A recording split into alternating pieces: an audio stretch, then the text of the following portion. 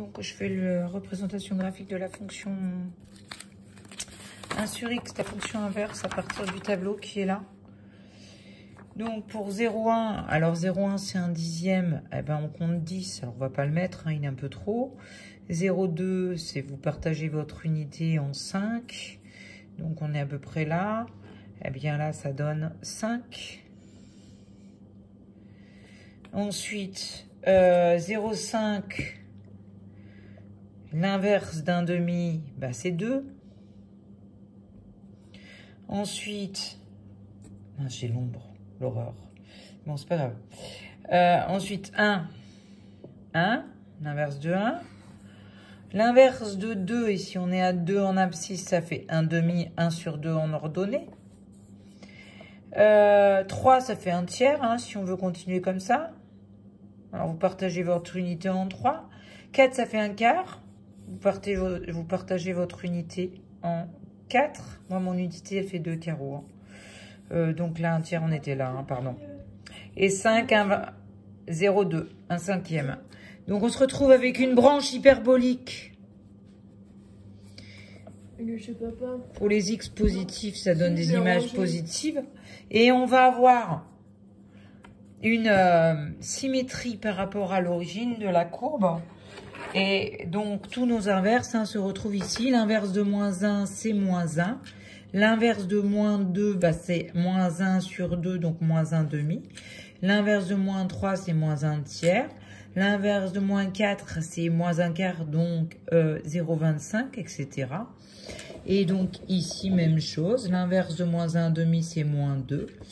Et donc, j'aurais pu compléter cette courbe avec le centre de symétrie qui est haut, puisque la fonction 1 sur x est impaire. Je vous rappelle qu'une fonction est paire lorsque f de x égale à f de moins x, et une fonction est impaire si f de x égale à moins f de moins x. Je m'explique. Si vous prenez un nombre qui est là, eh bien, il a pour abscisse x. Eh bien, on va trouver son image ici.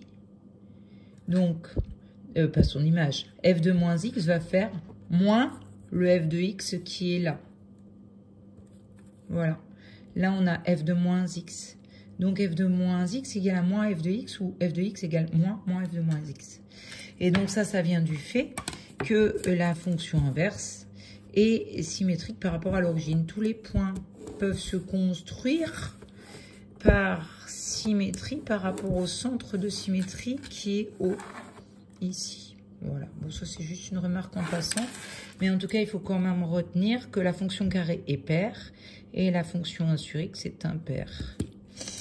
Voilà, et quant au sens de variation, eh bien on voit bien que lorsqu'on avance sur les x ici, lorsqu'on avance sur les x de moins l'infini jusqu'à 0, les images lues sur l'axe des ordonnées descendent, descendent, descendent, descendent. On descend. Donc la fonction est décroissante. En 0, eh bien la fonction n'est pas définie, c'est une valeur interdite. Et lorsque les images de x grandissent à partir de 0, les ordonnées des points sur la courbe rouge sont lues sur l'axe des ordonnées au-dessus de 0, mais montent au fur et à mesure que les valeurs de x reviennent sur 0. Donc, si on avance comme ça, les points vont descendre. Donc, la fonction est toujours décroissante.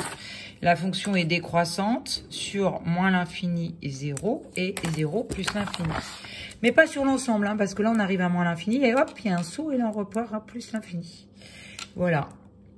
Donc, eh bien, vous continuez les exercices. Enfin, on va reprendre les exercices ensemble.